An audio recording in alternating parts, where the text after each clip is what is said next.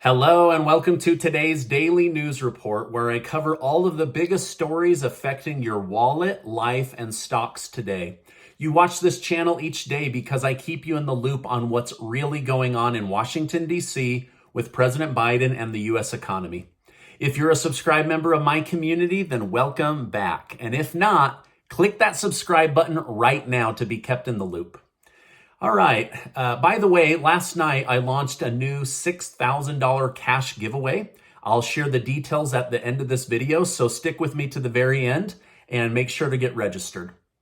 President Joe Biden's presidential campaign pitch was heavily based around finding common ground between Republicans and Democrats. Even as president, he wanted to be viewed as the president for all people, not just some people. However, his strategy is now changing with the midterm elections ahead. Biden has started to go on the offense by taking shots at the MAGA party. These new attacks try to convince his audience that the Republican Party you once knew is totally gone because it has been replaced with Trump-loving cult members. Oftentimes, playing both sides may not be as rewarding as playing the one side that you're committed to. However, his pitch of being the president for all is beginning to change. A good example of this is Trump having a dedicated fan base already going into the next election. So he'll either already have tens of millions of people ready to vote for him, or he'll be seen as a cult leader and they will turn their backs on him. But this is what Biden is trying to let his followers know, is that it's Biden versus Trump cult members. In fact, yesterday, when talking about crushing inflation, he tried to break it down to what's really going on in the mind of the average American. President Biden said, look, I know you've got to be frustrated. I know, I can taste it. He then said, this is COVID's fault and nothing to do with the high amount of money that he has spent. He also blamed large corporations, Vladimir Putin, and Trump-loving MAGA voters as the main reason that we're having inflation. Nowhere in his speech did he take responsibility as the current president of the United States. So, large corporations, anyone who voted for Trump caused inflation, and Vladimir Putin. These are the reasons that you are dealing with inflation, according to President Joe Robinette Biden. Biden then said he, and he alone, will clean up this mess, and that his top domestic focus will be fixing inflation for everyone, not just those that voted for him. When asked how long it will take, Biden quickly responded, I'm not going to make a prediction. So right now, there's not really a plan, except for to say we're working on a plan. Yesterday afternoon, gas at the pump hit all-time highs in almost all states. When asked what he planned to do about high gas prices, Biden said, this is the Putin gas tax. He said Putin is the reason Americans are paying higher gas prices. Joe Biden's sister and campaign manager, Valerie Biden, has offered her support for actress Meghan Markle as the Democrat Party political figure and potential future president of the United States. So she wants a former Hollywood actress with no political or business experience to be the front runner as president for the Democrat Party. I guess we'll see if the American people agree with Sister Biden. Biden is becoming worried that Putin is being backed into a corner that he cannot get himself out of. He says Putin mistakenly thought this war would lead to the destruction of NATO and the European Union, but because these things did not happen, it has placed Putin in the hot seat. There doesn't appear to be any moves he can make to stop the invasion while also keeping his pride intact, which may lead him to double down to take Ukraine at all costs. Biden has stated that he's currently trying to see what he can do about the issue, possibly alluding to offering Russia a way out without humiliating Putin. So we'll see what he ends up coming up with at this point. Many world leaders are becoming increasingly more worried that Putin may be dying or dealing with mental health issues, which, if true, You do not want somebody that's sick with their finger on the button of nuclear weapons. So that's kind of scary to think about. While most news stations have covered Russian sanctions, some have overlooked a very important one, which is export controls. The ban on export controls hurt Russian tank manufacturers, for example, because they're not able to get critical parts like semiconductors for creating new tanks. Many Russian tanks have been destroyed since the beginning of this war, and now they're believing that if we can control certain parts or manufactured goods going into Russia, we may be able to slow the war or stop the war by not allowing them access to important pieces of equipment. All right, Charlie M. from the community says, Stephen, I can appreciate the free internet you let us know about yesterday, but honestly, I think this government needs to focus on food boxes for the poor, not internet boxes for the poor. You cannot eat the internet. Thank you, Charlie. I don't disagree with you, but I can only cover what's in the news. And right now, Biden isn't offering free boxes of food or to change the SNAP program to include more people like they did COVID. So I would love to cover that, but I can only go over what's actually being offered. I hope you understand.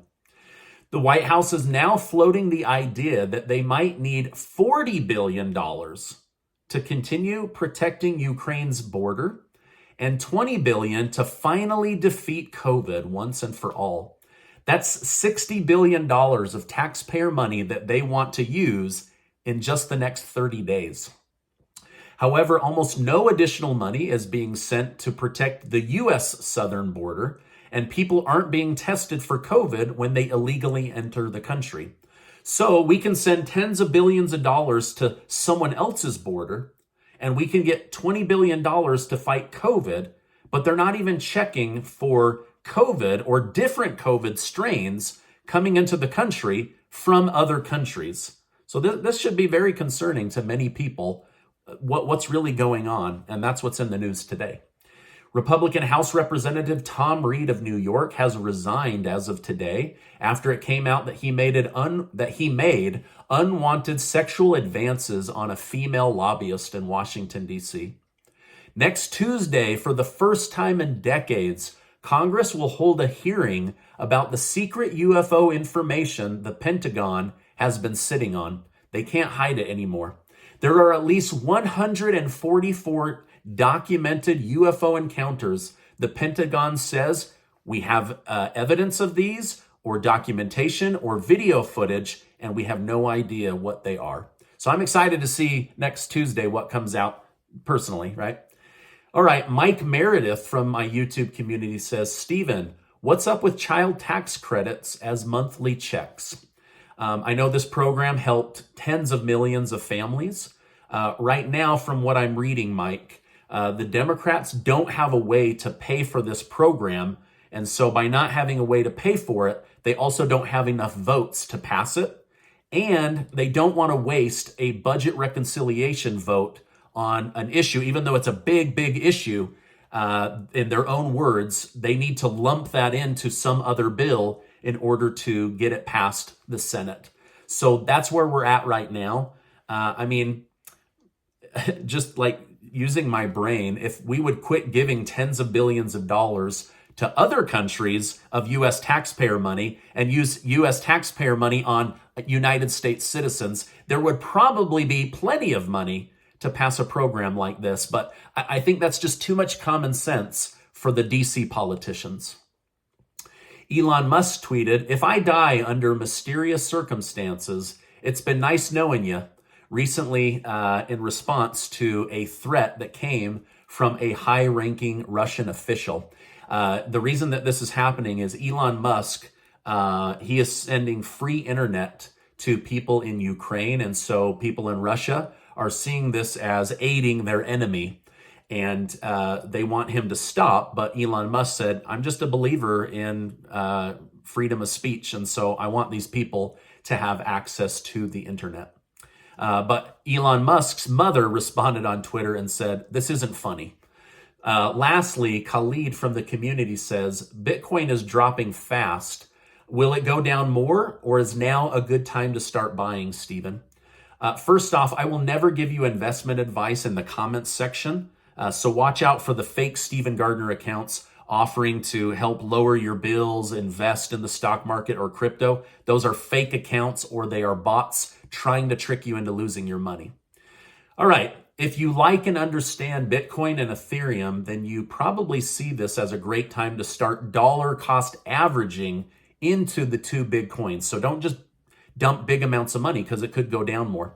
Now, I can't speak for the other coins. There's 17,000 cryptos, and personally, I believe the majority of those will be gone in the future.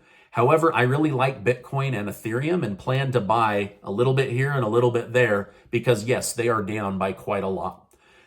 So again, I'm not dumping a lump sum of money in. I'm going to dollar cost average. That way, if it goes down, it's still something I believe in, and I'll buy again at a lower amount versus dumping a big amount and then it drops, right? I've done that before and learned my lesson.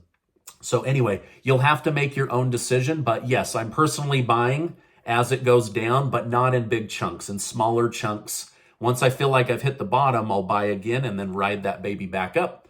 Now, when it comes to stocks, sometimes you have to know when to buy, when to sell, and when to just hold on for dear life. But if you believe in a company and it's gone down, your first reaction should be like, my mind is melting. And your second reaction should be, if I believed in this company and I think they'll do well over the next decade, then all of these stocks are on sale right now. But just be cautious. The stock market could continue to drop even more. The Federal Reserve just announced the next raise on rates could be 75 basis points, or 0.75. That would be the single biggest rise in a very, very long time. So a lot of potential, but there could also be a lot of heartache, and that's just comes with investing.